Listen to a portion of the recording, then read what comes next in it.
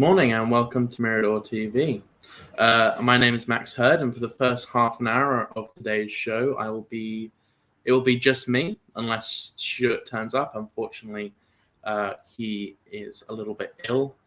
His wife is a little bit ill, so he can't come in just yet. So it'll just be me for the first half an hour. So this is the first time I'm doing it by myself, so should be interesting. So this morning we're going to go through the headlines and some behind the papers for the first hour. So we'll just get straight into the headlines. From The Independent, Sunak on the ropes as Tory debate host collapses. I don't know if you saw this last night, but the host of the debates just passed out. She just fainted. And Liz Truss's reaction is being plastered all over online, on the web, and in the media. It's the front page. It's the specific point has been screenshotted and is on the front page of every newspaper pretty much this morning. So that's what's going on this morning. From The Independent. So actually, I just looked this up. Liz Truss, for the debates yesterday, got 50% approval rating, whereas Rishi Sunak only got 39. 11%, I guess, sort of just said neither. But 50%, that's pretty good. That is pretty good, actually, for debates. So that's from The Independent. From The Times, Sunak, I will ditch VAT on energy bills. So it looks like he's backtracking his former statements on getting rid of tax, which I like. Getting rid of tax is always a good thing. Although the VAT on energy bills, value-added tax, I didn't think there was VAT on energy bills. I thought VAT was only for luxuries. I don't think electricity is a luxury. I think it's a necessity. I'm very shocked to find that. I thought they didn't have VAT on them at all. I was very surprised to find that out this morning. I only found out about 15, 20 minutes ago. Sunak, from the Daily Telegraph, Sunak screening U-turn on tax cuts. Well, that's actually what I just said. Which, again, I'll drive this point home. Cutting taxes is always a good thing. This doesn't make...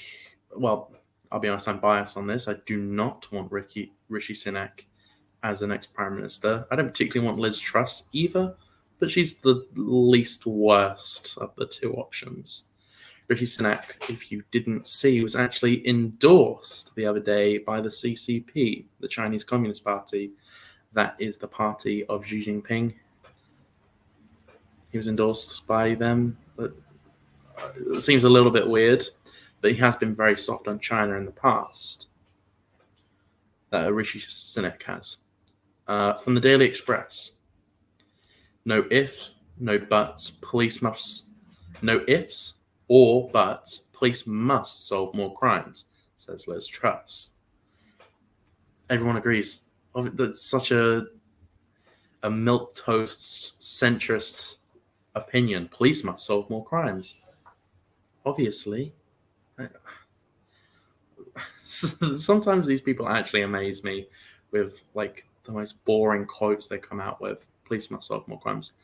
What sort of crimes? What can you point to specific ones that need solving? I can. I certainly can.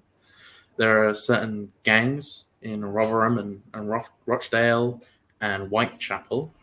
They're grooming gangs, and they are groups of people who abduct and groom children. And this is going on in this country. And the police are ignoring it for the most part because, quote, they don't want to start race relation issues. Because these people doing the grooming gangs are really of a specific, one specific ethnicity, and that's why the police don't want to deal with it, because they're concerned about race relations. So I let the kids get groomed, I guess, is their opinion. It's beyond me. That was from the Daily Express. From the Daily Mirror, it's a Tory war on wokes. Wokers. Not sure that's a word. It's a Tory war on woke. Oh, my bad. So I'm quite dyslexic. It's a Tory war on workers. We must fight. The Union chief. The Union chief blasts rival Sinek and Trust for not caring about the workers. Is that the RMT? RMT is the rail. Is RMT the rail people? Yes. Yeah. Okay, so the head of the rail unions blasts Rishi Sunak and Liz Truss for not caring about workers. If you don't know, today and tomorrow the trains are on strike. It didn't really affect me because I get the bus in anyway. But just so you know, tubes are shut and most trains are shut. I think Thameslink might still be running. They were last time during the rail strike, but I think that's it. From the Financial Times, the world's biggest consumer names. Sorry, let me reread this. World's biggest consumers name soaring prices. I can't understand what this is. Again, sorry, but I got quite bad dyslexia. I struggle to read sometimes. I think I just have to skip this. I can't read that one. Sorry. From the Metro, rail and tube strike hell. This has more information about the rail strike that is today and tomorrow. And yeah, I was right. The only trains running today are Thameslink, which is lucky for most people because that comes from London to Brighton, and some come from Cambridge to London and to Brighton. So you can still get to the capital and stuff, but yeah. The Sun. Now bring on Germany at Wimbledon. The English team won 4-0 to Sweden. This means they're in the finals now. I think they are next going up against France. Hello. And hello, Stuart. Who's that old boy over there? Stuart is in here now. Here? Everything all right? Lurking. No, not all right. We'll go to a quick break for a moment. We will go to. I've got some fantastic stuff on the nuclear. We'll go to I think British Columbia. Well, sit you down and join him. I've got my man from Havana still responding. Okay, well that's not working. Martin Bell. We'll go to Scenes in Sussex. I know where that is. I can't get the other ones working for some reason. Right.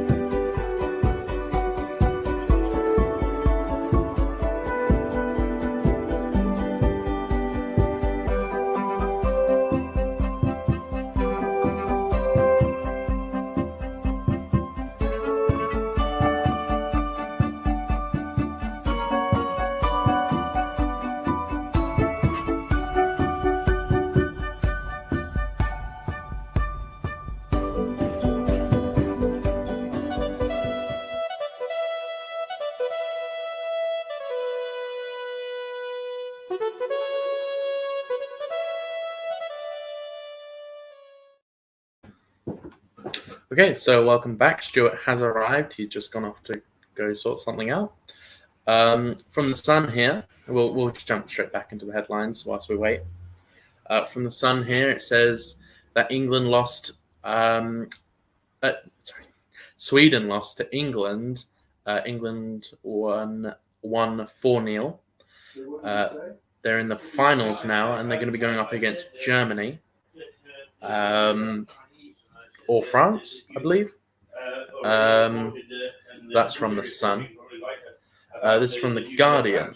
Minsters play fast and lose with £777 million COVID contract. I haven't heard about this, strangely. You think I would have, but nearly £1 billion in a COVID contract. Was this 2 years ago?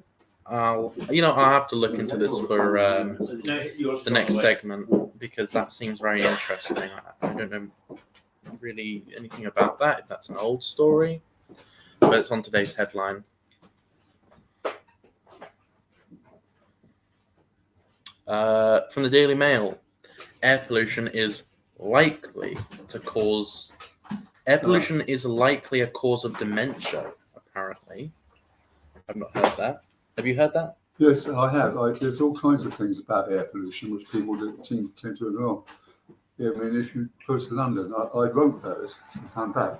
Do you want Yeah. Well, the thing about it is that air pollution can do all kinds of things. It comes from exhaust, it comes from overcrowding, and so on and so forth. And yes, it can give you asthma, it can affect your asthma. And also, it does all kinds of other things. Now, it's quite funny because I started writing about it because I was the chairman of the Friends of Wormwood Scrubs, which was a charity trying to stop the huge green space behind prison, the Wormwood Scrubs prison, that they should actually, what was I saying? Right. So the point is that the air pollution, right? Well, actually, you've forgotten what we were talking about. We were talking about dementia. So yes. No, well, right, yes. Well, I'm telling you that air pollution can help. It's sort of not good for dementia. Definitely not. No, But it causes other diseases as well. Like lung cancer and all that kind of thing. Yeah. Because you're inhaling muck, gutter, and do you know what one of the worst things to breathe in is? The worst chemicals to breathe in is? No. It's actually brake dust. Really, what's brake dust? Dust from the brakes of cars. Is it really? Yeah, it's extremely toxic. And some cars are switching to magnetic brakes. So I know Teslas and a lot of new vehicles have magnetic brakes, but they're very expensive. If they break, they're extremely expensive to repair. But that seems to be a better way because brake dust is extremely toxic. So if you live in cities, move. Get out of the cities. It's a terrible idea to live in a city. What is it? Right. Earlier, I tried to read the headline from the Financial Times. I'm struggling quite a lot. What does the Financial Times headline say this morning? Well, it says the world's biggest consumer names announce soaring price increases. As if we didn't know. World's biggest consumer names announce soaring price increases. Yes. Right. Okay. Oh, well, the one below is far more interesting to me. European gas prices surge after Russia acts quickly on threat to choke supply. And you know what that's all about, don't you? European gas has been surged supply in the continent minutes. I can't even read this myself. Tempted. Weaponized energy supplies. Well, they're just threatening to go nuclear, aren't they? Okay, well, let's have a look at some more we're on the last headline. This is from the Daily Star, the last headline we always look at. Airport chief hits out at TikTok fakers, causing holiday chaos. So what's happening is people are skipping the queues by pretending to be disabled. Have you seen this? No. It's very funny. People are pretending to be in wheelchairs so they can skip the queues and get on the plane first. And I very much like the Daily Star headline today. I don't usually like it. But today it was quite funny. They have the cast of Little Britain. Come Fly With Me. And it's got the guy pretending, well, he is disabled in the show, but the guy pretending to be disabled, the actor. So the Daily Star actually made me quite laugh this morning. I did enjoy that. So what was the second headline from the Daily? European gas prices surge after Russia acts quickly on threat to choke supply. Why would he want to choke supply? You know what is a terrible idea? Why were we buying gas and oil from our enemies in the first place? Well, we're not. We're buying them on the.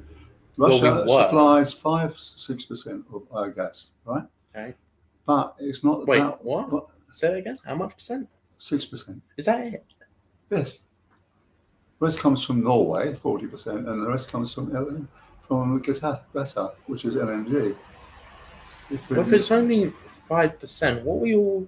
Why? Well, why is everyone complaining because about it? it's not the amount; it's the price, and we're they're not just immune cheaper. to the gas price keep going up, which it's been doing.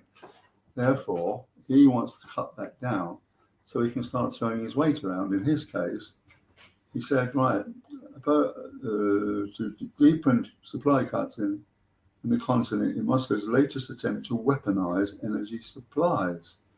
But what that means is he wants to use money to, he wants to use the energy to for nuclear purposes.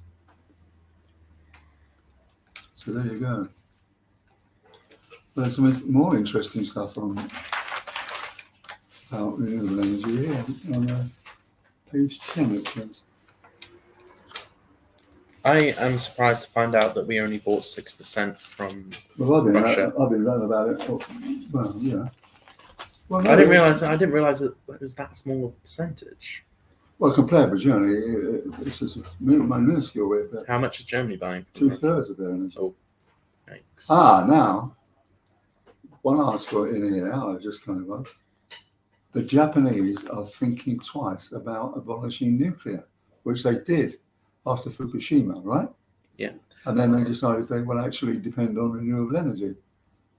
Because not only do they have weather, but then what they've got is they're stuck with gas instead. Yeah. It's really quite interesting stuff, I have to say.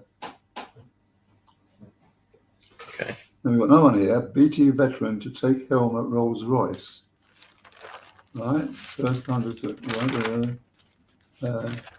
And it's partly taken over Rolls-Royce because of the energy transition. You see, Rolls-Royce is the maker of SMRs. Do you know what they are?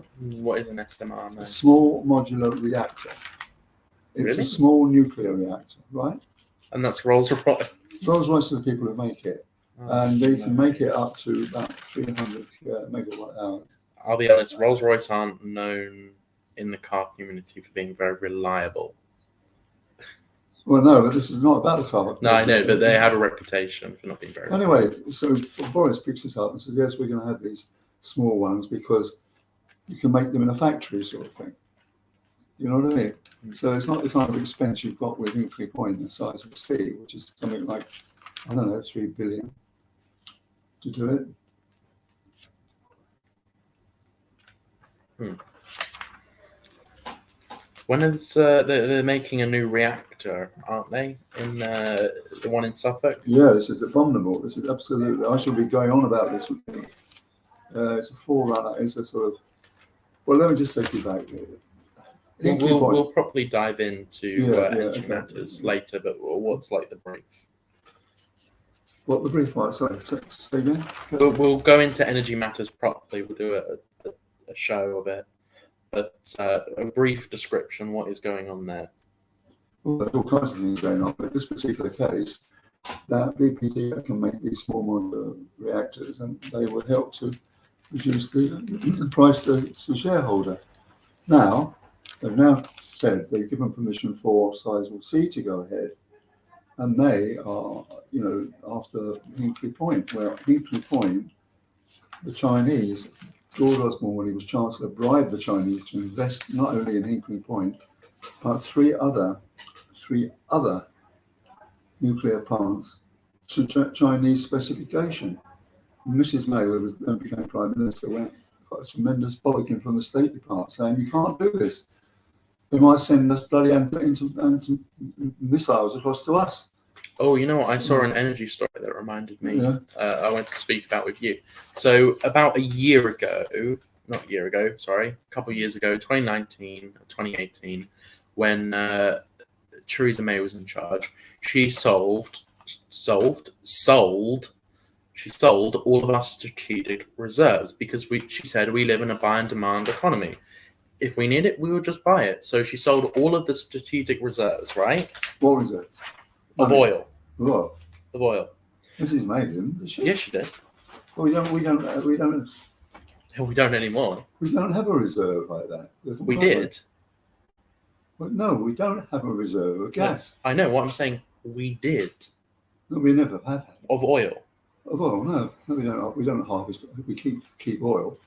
We pull it out of the bloody under the North Sea and flog it. No, but we had a large reserve of it. If you say so, I don't believe it. Okay. Well, we'll look into it later then, or during the break. But Joe Biden is also selling the strategic reserve of oil. Oh, well, that's different. Millions of. Okay. Yeah, they've got a huge reserve. But he's selling a lot. I don't know what the percentage is, but he's selling like hundreds of millions of worth of barrels. Yes, of course he is. Yeah. Why? Well, surely that seems like a counterproductive thing when you need oil the most right now, because of like the whole Russia and Ukraine thing going on. Why do you think? Look, Biden is in Saudi Arabia asking if they could step up with some more oil, and he's giving his reserve in America, which is huge, because the renewable energy cannot meet the energy bridge. And therefore, you've got to have something else for at least 10 years. Gas was the sort of one favourite, but there's also oil now. They're just going to use oil because the wind power, there's not been, as I keep saying every week, is that the renewable energies haven't received enough investment. Therefore, you've got to rely now on fossil fuels again, which flies in the face of all Boris and the government said, didn't it? How is it going to work when by 2030, is it 2035, when everyone's going to be driving an electric car?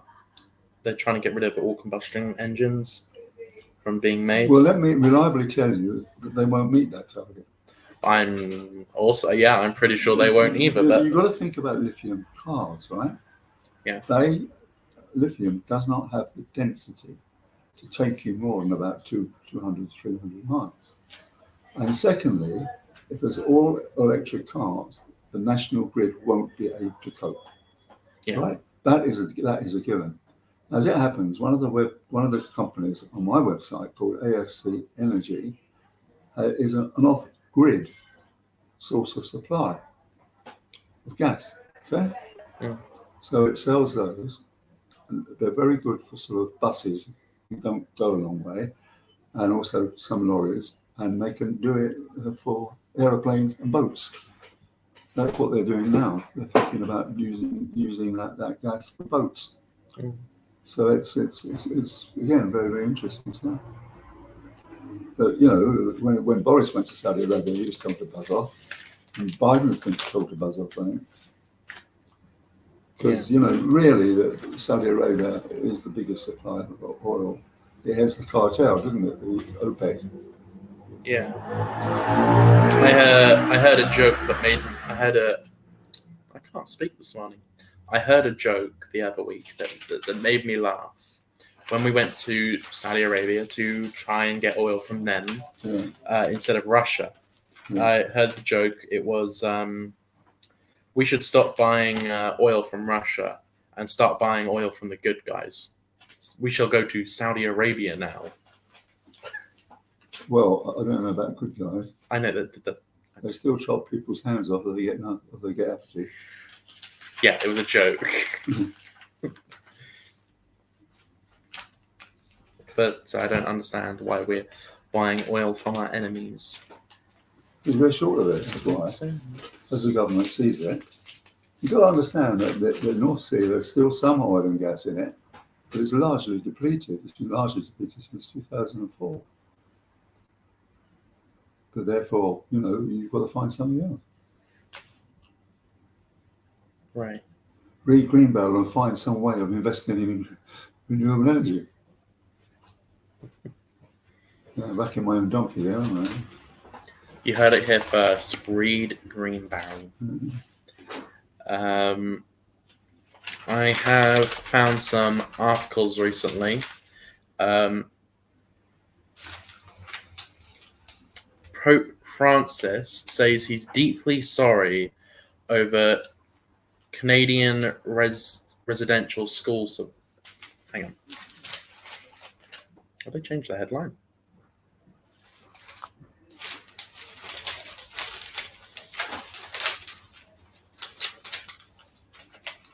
Okay, so I don't know if you saw this, but the Pope wore a Indian chief hat.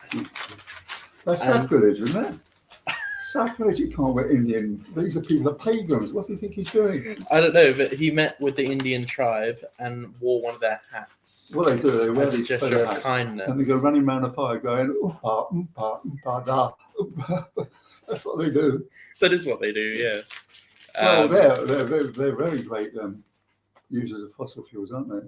But people online were saying what he did was cultural appropriation, and saying what he did was bad. They were trying to cancel the Pope. Not that you can, but I find it funny that we're trying to cancel him for wearing a hat and not the child molestation of the Catholic Church. You think that would probably be what you should be cancelled for? So Your Holiness, what should I do with my hat? Well, why don't you piss in it? I have no respect for. I do not actually. You what? Well, I don't have any respect for these people. I don't feel that we should all bow and scrape to the Pope all the time. No, I don't. I'm trying to find the folder back here for the videos that we usually show, and they seem to have disappeared. I don't quite know where they've gone.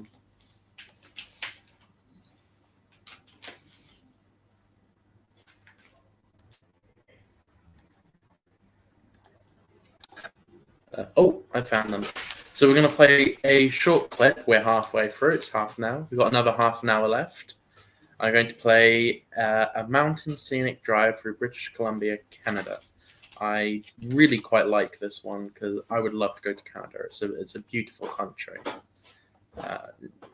So we'll play that here now.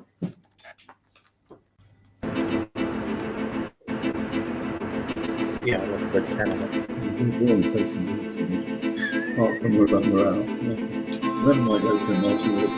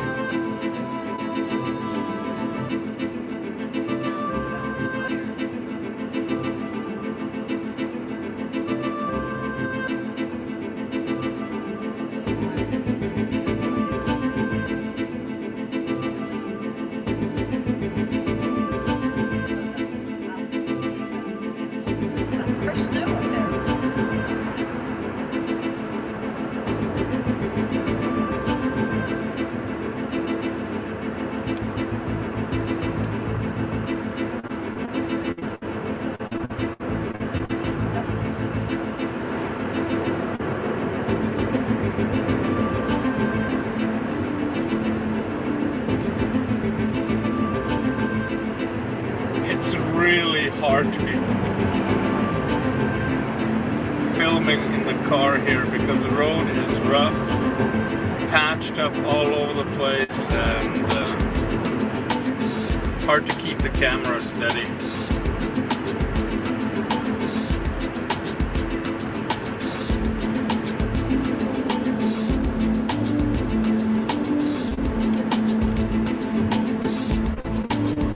Now that is a rugged mountain range. The nice thing about being behind big trucks is that that's all you get to. Back in the big truck, that's why I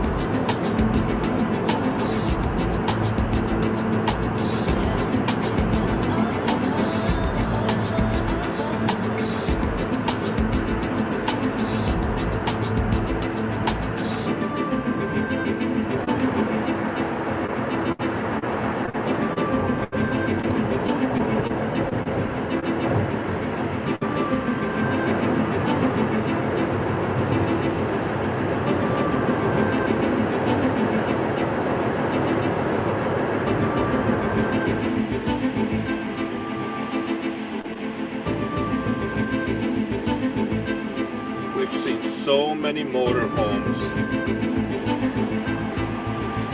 fifth wheels, trailers, campers, more than in other years for a long time. Even now, like I said, all around.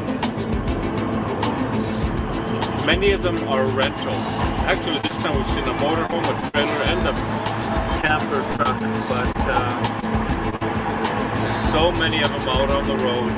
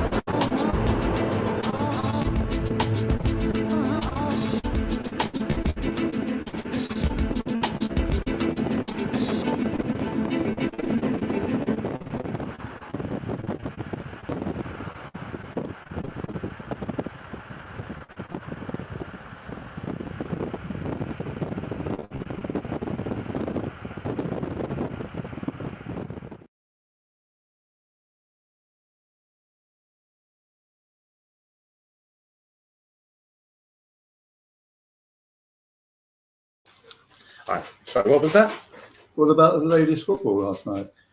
Didn't watch it. Didn't care. That's just God, male shaving this pig, are you? Why shouldn't just- why shouldn't women play football? Because it's a men's sport. I don't like football. I've never watched football. I've never watched a game of football in my life. Well, that's all right then. And I don't think women shouldn't not play football. I don't know where Oh, you've gotten that from. that's a light in the darkness. Good. I believe, obviously, I believe women should be able to play sports. That's But ridiculous. why has it taken so long? I mean, when I was growing up, it was unheard of. It came about for the Women's Football World Cup, at least, came about 30 years ago That's right. in the early 90s. But obviously, I believe women should be playing sports. I've never said otherwise.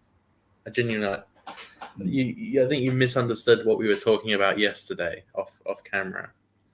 What were we talking about then yesterday? So we were talking about women in the workforce, and I said about They should be at home looking after the baby.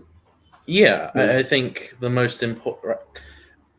It's misconstrued a lot as you believe women should be in the kitchen is what it's misconstrued as. That's not what it is. What it is the best way I can describe it is the most important job in the world is probably to be a mother. Mm. Would you agree with that? Yes, but I think what you're mixing up is you're mixing up babies with children. Babies need their mother, right? Right. For various reasons. I think But when children, they get to be, 8, 9, and 10, our children were brought up by nannies, really. They were always there. And it worked out very well for us because my wife was fairly careerist and she had her career and I had mine. And we got on very well with our children. well, what I was saying was, I believe being a mother is the most important job in the world. Why should that job not be a full-time job? Yes, a father could stay at home, but there is really nothing else in the world like a connection between a child and their mother. Yeah, but what you're talking about this, at some stage, the child is weaned away from the mother's breast, isn't it? Right? Yes. Okay.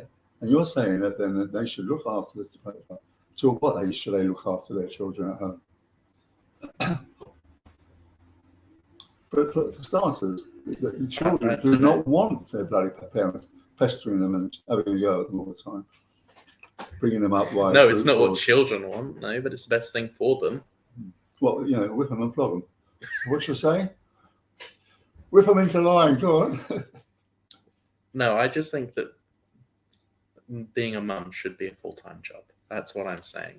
And if I am lucky enough to make enough money to support multiple people on one income and have a stay-at-home wife, then that would be excellent. I would love that. That would be the perfect scenario for me, because that's what I want. I want, when I have kids, I want them to be brought up in a normal family. I want them to have a good childhood. I know, yeah. So what you're saying is the mother should stay in the home and bring up the children while I go off to the pub. So what you're saying? Yes, once I go off to the pub, that's exactly what I'm saying. Yeah. Well, I'm sorry, I can't agree with that. My children had nannies, and they love the nannies. And I'm sure they did love the nannies, and I'm sure you got along with them well. But I think a mother can do a far better job than a nanny can. Well, on the contrary, sometimes young women are not just not able to. I mean, the nanny probably can't do the homework with them, but I don't know. We had a piano teacher around, and she wasn't their mother, but they really adored her, and it worked very well. And it worked very well with the nannies, because they all like the nannies, and the nannies like them. And it saved my mum. And also, of course, the internet's changed everything. Yes, you're right in one sense that now that people can stay at home, women can stay at home and have careers at home. Yeah. But what you're saying, they haven't got enough time to do the mothering as well. What I'm saying is, if I had enough money to support someone and they didn't have to worry, then I would prefer them to be a mother full time. They can have a second job if they would like, but what I'm saying is, if I had enough money, if I was on a comfortable enough income for them not to worry about these sorts of things, that would be the best scenario. But unfortunately, back in your day when you were my age, people could be living off one income. Both parents didn't have to be in the workforce. But now that's different. Both parents, in the majority of cases, do have to be in the workforce. And that's quite sad, actually, because it's... They want to be in the workforce. They want to realise their potential. I mean, how many articles have you read about the glass ceiling? People, women getting directorships and women do this. They want to do that. They don't. I'm sure they do. They don't want to be a Scythian. I'm not saying everyone should be forced to be a stay-at-home mother. What I'm saying is, it's best for the child if they were. If they don't want kids, go whatever. Do whatever you want. If you don't want kids, it doesn't bother me because you're not bringing up children. But if you are bringing up children, it's different. But I understand it's very difficult to live off one income, especially to provide for a wife and kids. It wasn't when we were growing up. No, I know. What I'm saying is you grew up in one of the best times to be around. Absolutely. Alive, actually. Yeah, best time to be alive. I mean, you could save for things. Houses weren't through the roof expensive. What was the average salary when you were my age? Oh, or like 20? Sorry, like in the 20s. My financial times. My university grants worked out about £12 a week grant. Yearly, I mean. No, this was 1967. We got a grant. What was the yearly salary average? Do you know, or what it was around? Well, I have no idea what it was around in 1967. I think when I joined the Financial Times, I got something like an annual salary of £12,000. Well, in the 60s, the average house price was in the early 60s and 50s. The average house price was around £10,000. Yeah. You really didn't have to save that long to be able to afford a house. The average house cost was 2 years' worth of a salary. Yeah. Today, that is not the case. The average salary is what?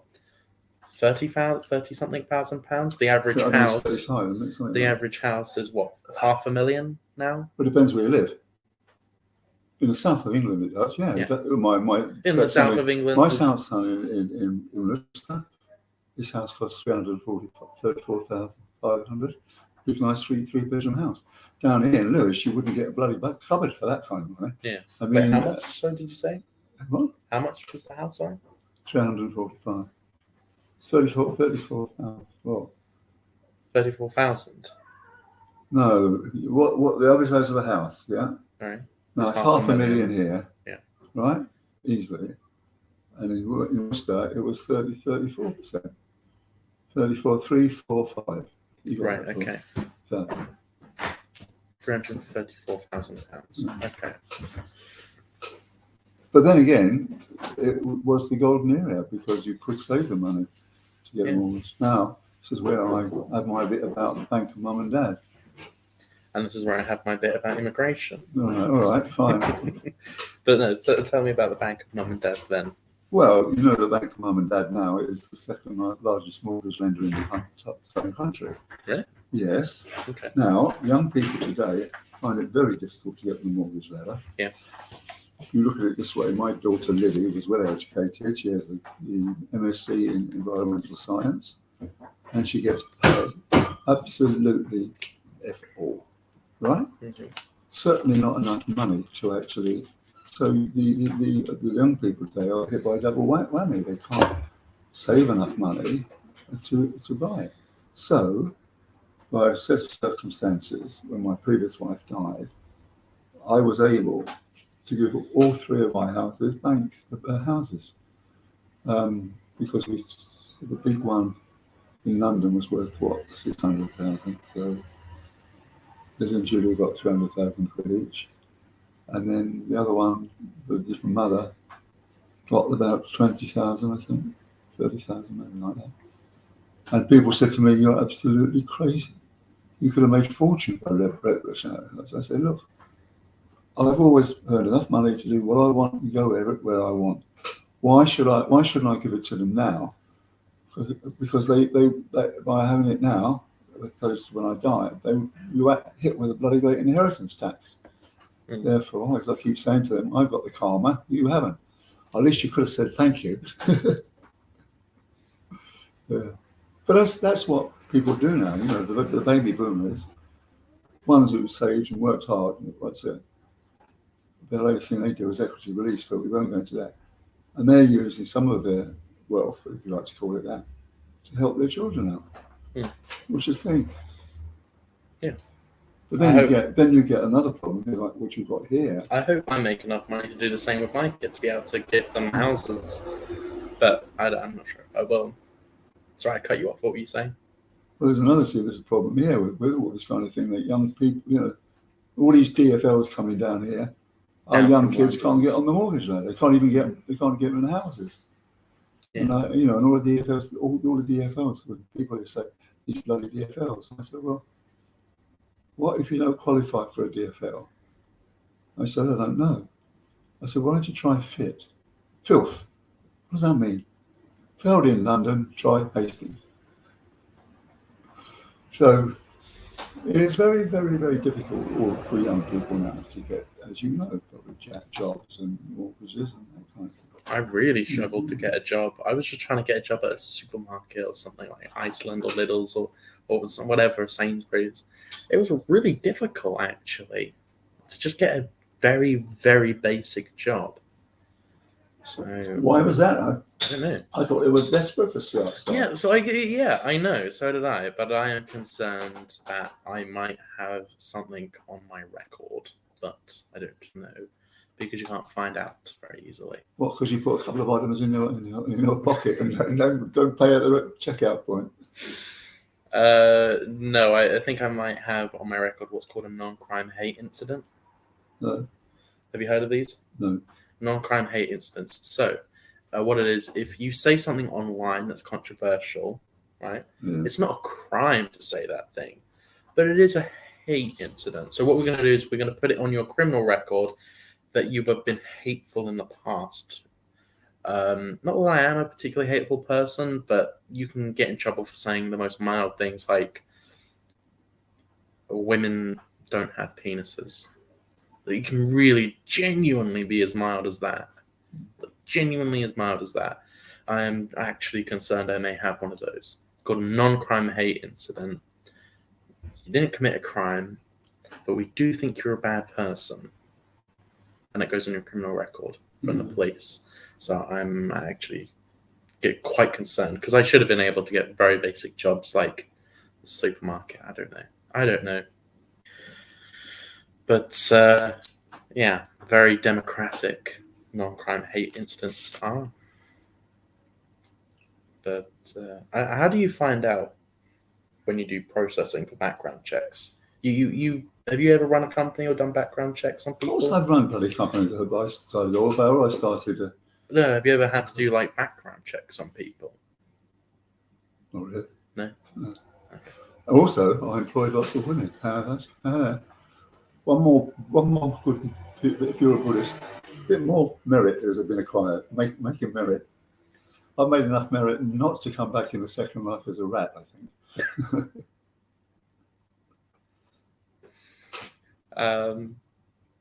Okay, so we'll play a short little clip. We'll play. What can we play? We'll play Garden Park. That's 1 minute long.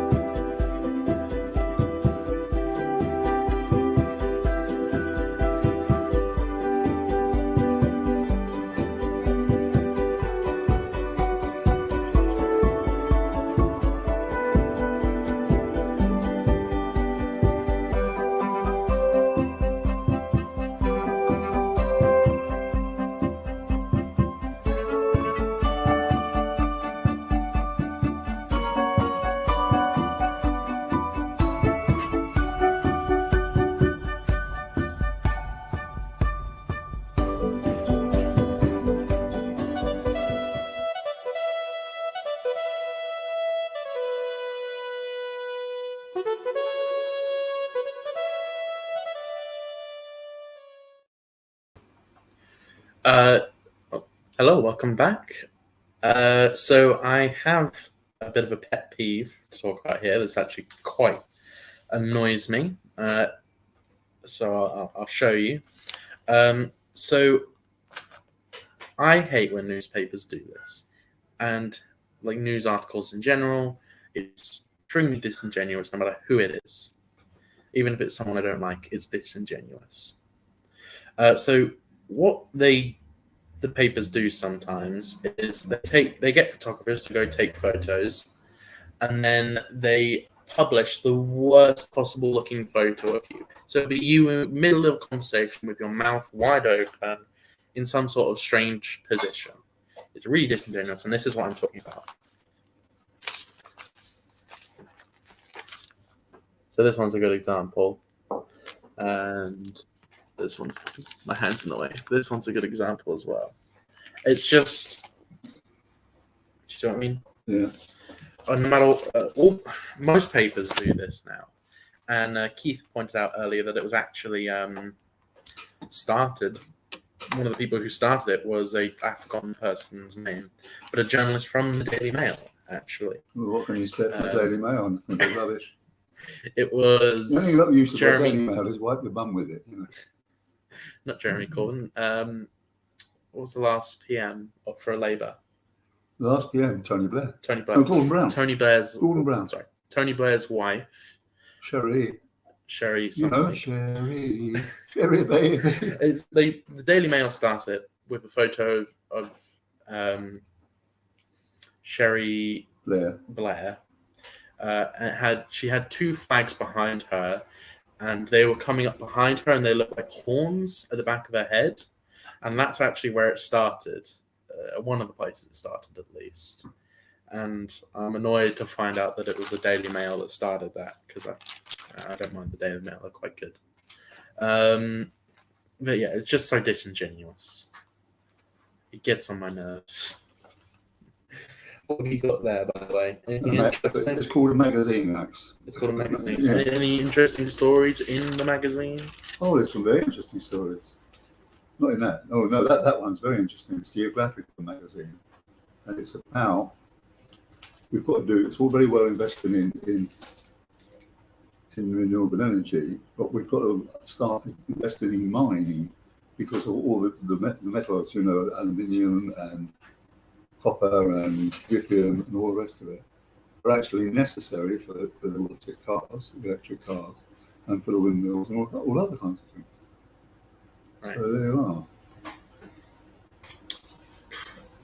are. So we have here from the debates last night, Liz Truss said, "I will force the police to solve real crimes, not Twitter rows," which I love to hear, because that's what the police do. They scroll through Twitter and look for people who say something offensive so they can go and talk to them and say, well, what you said was offensive online. We're going to give you a non-crime hate incident, which is what we were talking about earlier. And Liz Truss also leads attack on wokeness in the civil service. Recently, they were talking, I don't know if you've heard this, but they were talking about saying all police should have degrees. Oh, that's about as likely as I'm going to get a fly to the moon, I tell you. It's ridiculous. Apparently, it's actually very hard to become a police officer now. The process is quite tough. I had a family member who was a police officer, and he just applied, and they went, yep, we'll give you some training and you can join. But it's a very rigorous process now. I actually used to be in the police cadets before I had that ruined. Won't go into it today. The reason is you've got to start painting them properly, haven't you? Yeah. All right. Well, what other headlines are there? Oh, yes. Yeah, so this is on the union boss for the MRT. This headline here: I'm not a hypocrite, says £100,000 a year union boss living in a council flat. That's ridiculous. This guy is on £100,000 a year salary and he's living in a council flat. I'm pretty sure he could afford to rent somewhere else and let someone else have that council flat. I don't know. Honestly, that's just ridiculous. I don't know why actually they're going on strike again. I'll have to look that for the next show. Do you know why the rails are going on strike today? Because they want more money. Because they want more money. I should have Well, guessed. the union leaders do. The union leaders. You know, these people who've got Jaguars poor- and yachts, you know, they're These the poor, ones these poor people It's on the poor. a measly £100,000 a year salary. How can they live in their council? Well, look, flats? you look at the Ofgem, right? He's a government regulator, is a government employee, and I'm moaning, of course, about the companies ripping the quiver off. You know how much he gets a year? What? 310,000 to be incompetent. That's his job, to be incompetent. Well, he's very good at it. Oh dear. All right. Well, we're going to head off for this show. We will be back at 9:45. When the fun begins. When the fun begins, we're going to be doing Energy Matters. You've got a good one today, I heard. Yeah, apparently. Yeah. Apparently, you're the one who said it. But yeah, today has been quite good. Headlines have been interesting. This has been Mirador TV. Me and Stuart here. We'll be back in 15 minutes for Affairs of the Heart. Thank you very much for watching today, and we'll see you soon. Have a good rest of your day.